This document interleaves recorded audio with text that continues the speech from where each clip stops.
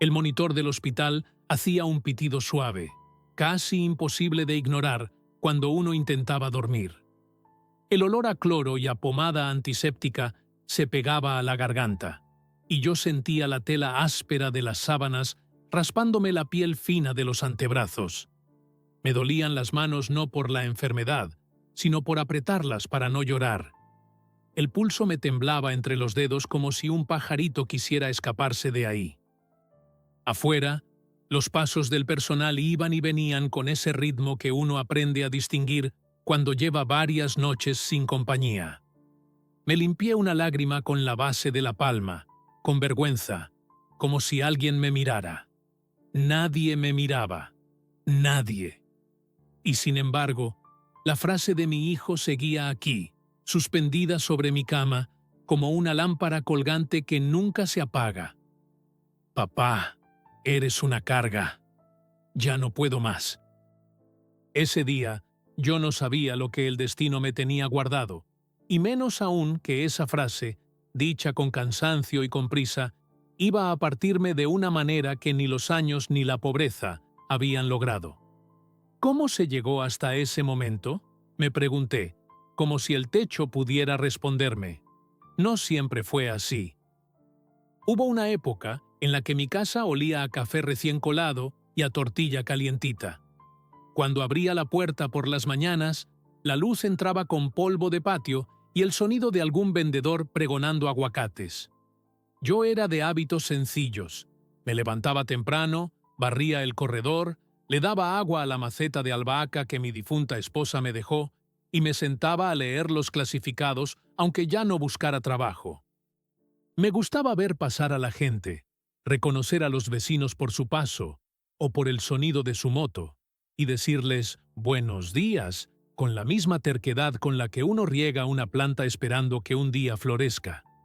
Mi hijo, cuando podía, caía a comer los domingos. Me hablaba del tráfico, de la oficina, del cansancio. Yo asentía y le servía más arroz. Él ponía el celular en la mesa, boca arriba, como quien deja una llave que no piensa olvidar. A veces reíamos con cosas muy tontas, como ese gallo del vecino que cantaba a deshoras. Otras veces, el silencio tomaba el lugar de las palabras y se quedaba allí, como un invitado incómodo. En esa época, todo parecía normal, me digo ahora, pero el tiempo estaba empujando, silencioso, hacia algún lado que ninguno de los dos quería ver. No sé cuándo empezamos a hablarnos con más prisas que con cariño. Tal vez el día que mi rodilla tronó al bajar el último escalón y me aferré al barandal con un quejido. Lo escondí, claro.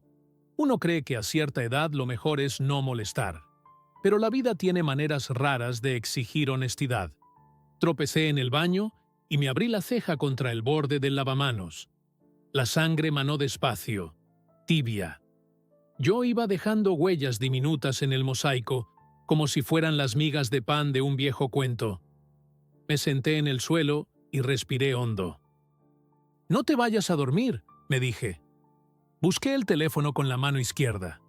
Le hablé. «Mijo, creo que me pegué feo. No te asustes, pero…» Y no terminé la frase porque él la terminó por mí. «Voy en camino». Llegó con el ceño fruncido y la camisa desacomodada, y mientras me ponía una toalla, hablaba por el celular con alguien del trabajo. No lo culpo, la vida es cara, y a la obligación no le gusta esperar. En la sala de urgencias, cuando por fin se acabó el ajetreo, él se dejó caer en una silla y me miró como se mira al tránsito detenido, con impotencia. «Papá, no puedo estar así, soltando todo cada vez que te pasa algo. Mi jefa ya me dijo, ya me llamó la atención. Yo…» Y ahí hizo esa pausa que es peor que el grito. «Yo no puedo con esto. Eres una carga». No gritó. No golpeó nada. Lo dijo como quien dice la verdad que le estorba en la garganta. Y yo no supe qué decir. ¿Qué dice uno cuando el propio hijo le confiesa que lo pesa como una piedra húmeda en la espalda? Me mordí la lengua. La sentí salada. Sonreí, tarugo. porque todavía creía que la sonrisa sirve, y dije que estaba bien. No estaba bien. Ese día dejamos de mirarnos como antes, aunque nuestros ojos siguieran teniendo el mismo color. La casa, que ya era silenciosa, se volvió más silenciosa todavía. El reloj del comedor parecía querer llamarme la atención cada 15 minutos, y yo lo volteaba a ver para no enfrentar mis pensamientos. Me enteraba de mi hijo por terceros. Lo vi en la tienda. Traía prisa. Se le ve cansado. Yo, que había aprendido a vivir con poco, empecé a vivir con casi nada, sin su voz. Lo escribí varias veces y borré los mensajes antes de enviarlos. No quería molestar. Me repetía que era fuerte, que aguántese, viejo, que ya iba a pasar. No pasó. El orgullo hace compañía, sí, pero es una compañía que te deja frío en la noche. Los domingos se quedaron desocupados. Guardé las fotos de mi esposa más abajo, en la cajonera, para no tentarme a hablarle como si ella pudiera abrir la puerta y decirme qué hacer. Había días en que yo me paraba junto a la ventana y pensaba nomás, si él, mi muchacho, todavía me recordaba cuando olía a aserrín y su mochila quedaba tirada en la sala. Si yo todavía contaba para alguien que no fuera el señor de la panadería, que me fiaba el bolillo. La vida, que no pide permiso, me cobró otra factura. Una noche me faltó el aire. De esas en que no sabes si te estás ahogando o si la ansiedad te muerde por dentro. Me llevaron al hospital en una ambulancia con luces que parpadeaban y pitaban, y yo iba viendo el techo pasar, con las manos en el pecho como quien carga un pájaro asustado. En la cartera encontraron un papel con el número de mi hijo. Lo llamaron. Llegó. Vino con esa mezcla de preocupación y cansancio, como se llega a un trámite. Me miró, me acarició la cabeza con un gesto rápido. La mano le tembló, sí, yo lo sentí. Y luego se puso a hablar con una doctora. Hablaron de cuidados, de seguimiento, de que no podía estar solo. No puedo encargármelo, lo escuché decir, casi en susurro. No puedo ahorita. Me propuso, no, me anunció, que me quedarían un tiempo en una clínica. Yo asentí. ¿Qué más iba a hacer? La vergüenza da sed. Pedí agua. Es por tu bien, papá, dijo, y yo no supe si era por mi bien o por el suyo. Me quedé. La habitación tenía una ventana chiquita por donde entraba un triángulo de luz a media tarde. Ese triángulo fue mi calendario. Allí conocí la paciencia y a una enfermera que traía estampado un girasol en el cubrebocas. Me hablaba con una dulzura que me desarmaba la espalda encorvada. A ella le contaba historias de cuando mi esposa hacía buñuelos y la casa olía a canela, y ella se reía bajito. Un día, mientras me acomodaba la almohada, me dijo, «Llegó una carta para usted, Don». Cartas ya no me llegaban. Me la dio con curiosidad. Venía del despacho de un abogado con nombre que sonaba caro. Yo, que pensé que era alguna cuenta vieja, la abrí con la punta de los dedos. Me tembló el pulso antes de leer. Dicen que hay noticias que te regresan un cachito de juventud, no porque te hagan joven, sino porque te devuelven la capacidad de asombro. Eso me pasó. El hermano de mi madre, ese tío que de joven se fue al norte y luego, según contaban, se perdió en su vida, había muerto sin herederos directos, y el despacho me contactaba porque yo aparecía en un testamento escribiéndose con letra elegante, con tinta azul, como si las decisiones serias necesitaran buena caligrafía. Había una herencia. No era una fortuna inacabable, pero era mucho más de lo que yo había visto junto jamás. Leí varias veces la cifra, no por ambición, sino porque no me cuadraba que la vida fuera tan caprichosa. Me quita al hijo, me da una oportunidad. Dicen que nada compensa nada, y es verdad. Aún así, me senté, respiré, y sentí que algo se enderezaba adentro. La primera idea no fue comprar nada. La primera idea fue llamarle. «Mijo, tengo que contarte algo».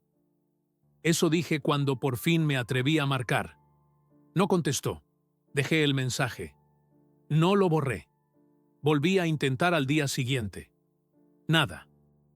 Pensé en ir a buscarlo, pero no sabía ni su horario, ni si me abriría la puerta en ese estado en el que yo estaba, con el orgullo hecho trizas. Me acordé entonces de su frase en el hospital, de su voz cansada, de ese «eres una carga» que se me había quedado pegado como una etiqueta vieja que no se despega.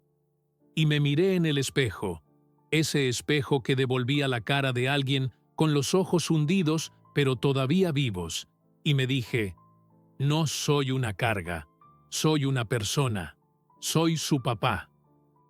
Hay decisiones que uno toma a partir de la dignidad, no de la rabia.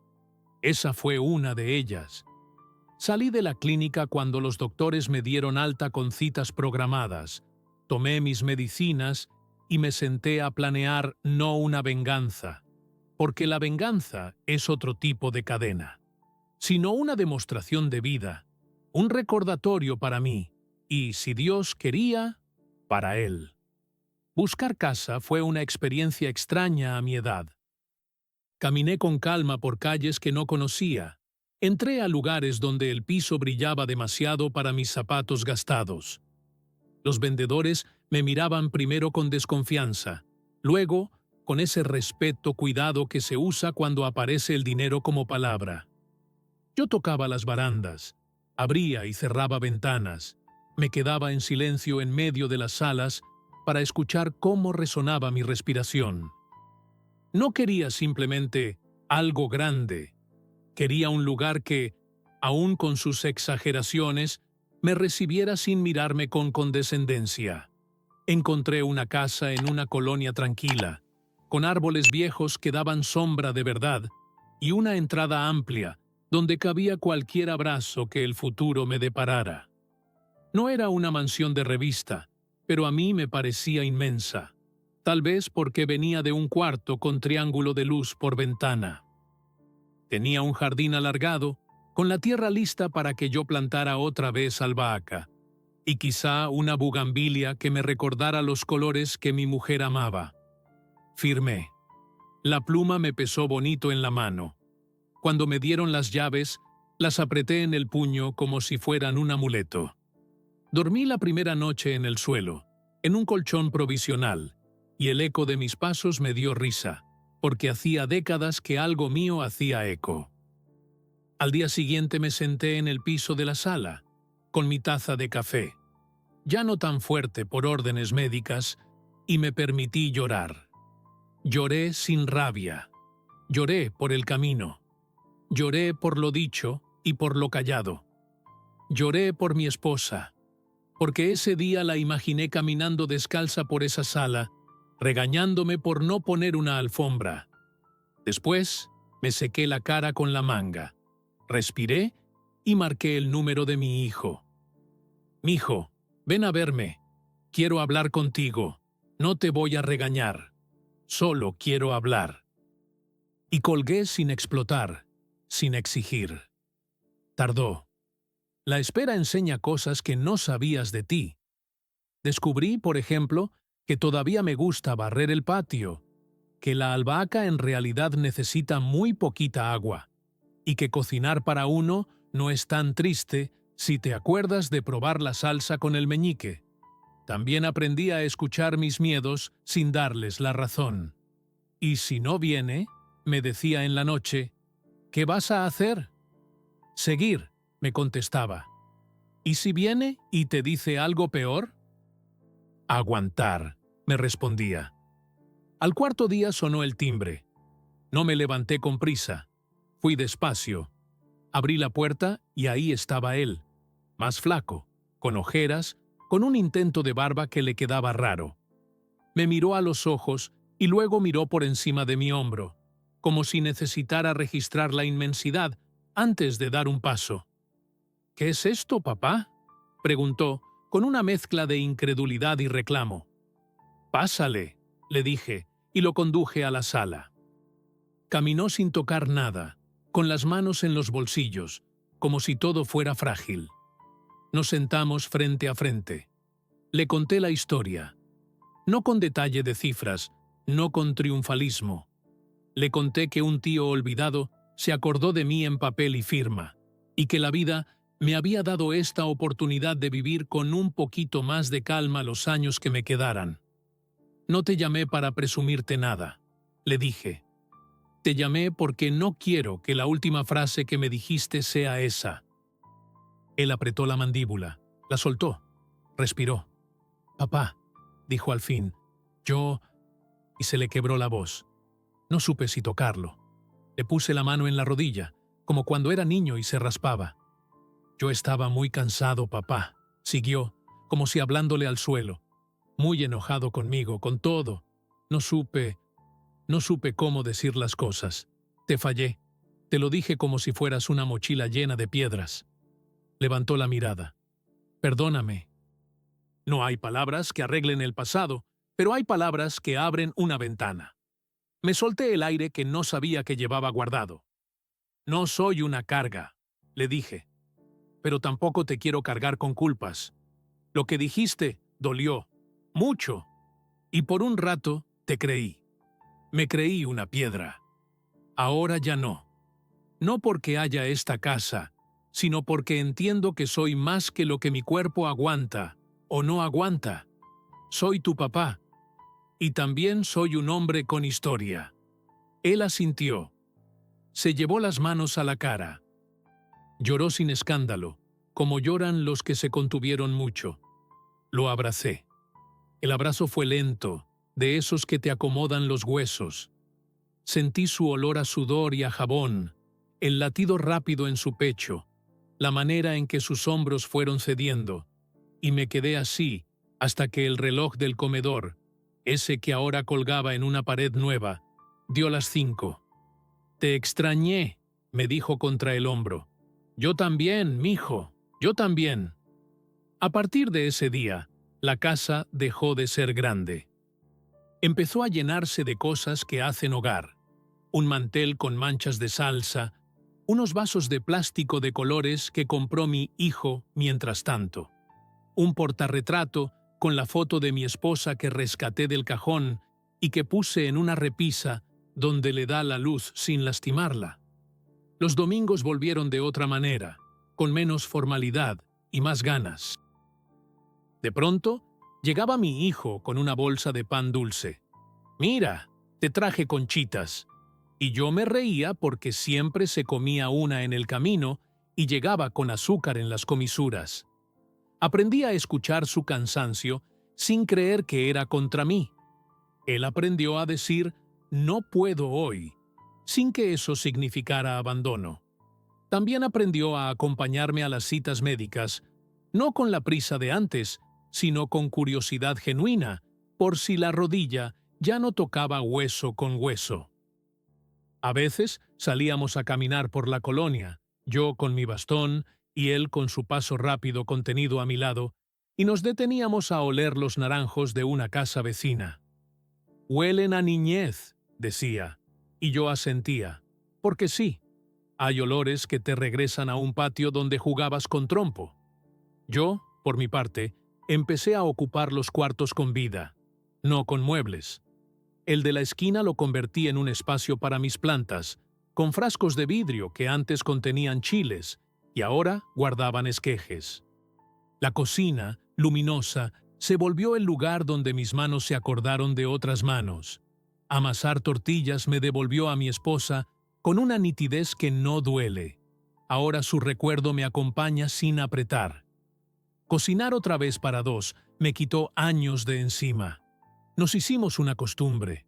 Los jueves, sopita, los sábados, lo que caiga y un poquito de plática seria. Ahí, en esos sábados, nos dijimos cosas que habían quedado atoradas. Él me contó del miedo a no estar a la altura, de la presión en el trabajo, de la vergüenza que sintió cuando me dejó en la clínica. Yo le conté de mis noches de insomnio, de la carta del abogado, del susto de sentir que la vida todavía podía voltearse. No nos perdonamos en un solo acto, nos fuimos perdonando en migajas, como quien desmenuza un bolillo para los pajaritos. Yo sé que hay gente que piensa que el dinero arregla. No, el dinero acomoda, facilita, suaviza esquinas. Lo que arregla, si acaso, son los gestos pequeños repetidos en el tiempo. Hasta los doctores lo notaron. Me dijeron que el ánimo ayuda más que una pastilla en ciertos dolores. Y yo creo que tenían razón. Empecé a dormir con el cuerpo menos en guardia. Dejé de esperar el timbrazo con el estómago apretado. Empecé a esperar el timbrazo con antojo de platicar. Cuando se pudo, mi hijo trajo a comer a una amiga suya de risa franca. Yo la miré no como examen, sino como posibilidad de risa en la mesa. Y por primera vez en mucho tiempo me descubrí haciendo planes tontos, de esos que antes se daban por sentado. Colgar una hamaca en el patio, invitar a un vecino a tomar café, comprar una maceta que de veras se viera bonita junto a la ventana. A veces me siento en la sala, bajo el reloj, y repaso ese «eres una carga», como se palpa una cicatriz. Ya no duele, pero te recuerda. Me pregunto qué hubiera pasado si no hubiera llegado la carta, si el tío no me hubiera nombrado, si no hubiera esta casa donde el espacio permite que las palabras no topen con pared. Me gustaría decir que igual hubiéramos encontrado el modo. Quizá sí, quizá no. Lo que sí sé es que ese día en el hospital fue un borde. Me paré en él y casi me caigo al lado del rencor.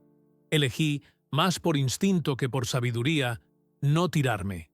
Elegí creer que, aunque uno envejezca y se le junten las pastillas en la mesita, todavía es más que una lista de síntomas. Elegí no ser una piedra. Elegí ser yo.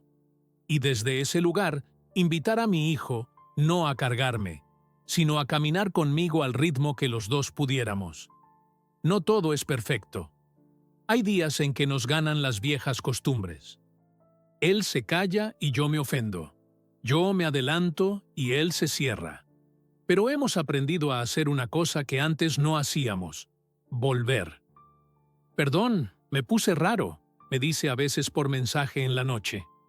Yo también, mijo. Mañana desayunamos, le contesto. Y al día siguiente, con la luz entrando por el ventanal y el café tibio, una conchita abierta y el cuchillo embarrado de frijoles, nos reímos de cualquier tontería, como ese gallo impertinente que ahora canta en otra dirección. De eso se trata la vida al final, de volver a poner la mesa después del desastre. Un domingo, mientras colgábamos una foto de mi esposa ya enmarcada, mi hijo me abrazó por atrás, como cuando era niño, y se colgaba de mi cuello. «Gracias por llamarme», me dijo al oído. «Gracias por venir», le respondí. Y pensé en esa frase que taladró mis noches, en cómo, sin querer, nos obligó a mirar lo que no queríamos mirar. Su cansancio, mi miedo, nuestra torpeza para pedir ayuda sin que sonara a exigencia. Pensé en la suerte absurda de esa carta, sí, pero sobre todo pensé en la suerte, ganada, trabajada, regada, de tener un lugar donde reaprenderse. Un hogar no es el tamaño de la sala, es el tamaño de las segundas oportunidades que caben allí. Hoy la albahaca por fin agarró fuerza y la bugambilia ya se trepa con ganas por el muro del jardín. Le puse a ese muro una banca contra la sombra y en las tardes me siento a escuchar la ciudad con el oído de quien estuvo a punto de despedirse sin despedirse bien. Hay momentos en los que me entra una punzada de nostalgia por los que ya no están. Entonces cierro los ojos y le hablo bajito a mi mujer, no para pedirle consejos, sino para contarle chismes de la vida, que su hijo está aprendiendo a hacer arroz, que se le pega un poco, pero que no se raja, que yo no me caí esta semana, que el doctor dijo que mis pulmones responden mejor cuando camino con música, que la casa, nuestra casa, porque al final, así la siento, está aprendiendo nuestro olor. Si alguien me preguntara qué aprendí, diría que el tiempo enseña, sí, pero que el arrepentimiento enseña más rápido. No ese arrepentimiento que te encoge, sino el que te abre la posibilidad de decir perdón y gracias en la misma frase.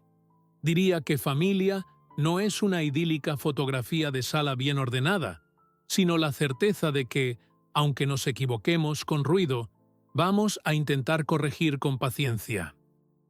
Diría que uno no deja de ser padre, aunque las rodillas truene, y que uno no deja de ser hijo, aunque el miedo lo haga hablar feo.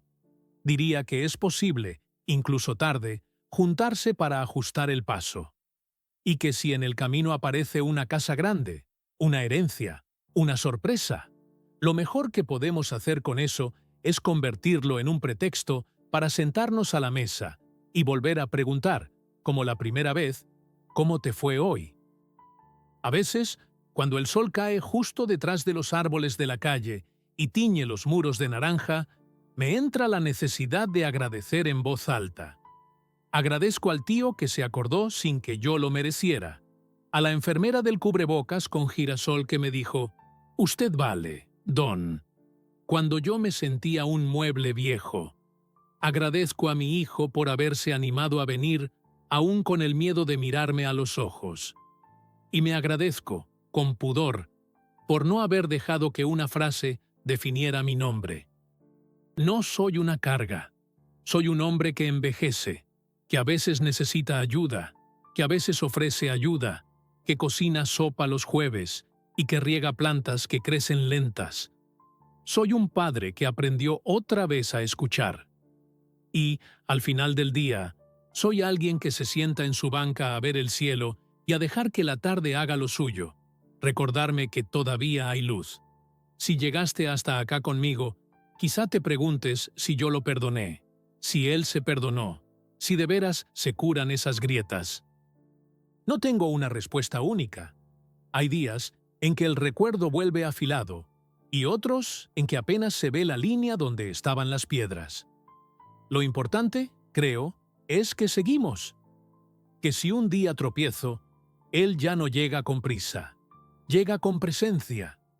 Y si un día él tropieza, yo le abro la puerta sin preguntar de más. Que el «eres una carga» se quedó atrás, como un letrero viejo de obra, y hoy la casa tiene otros letreros.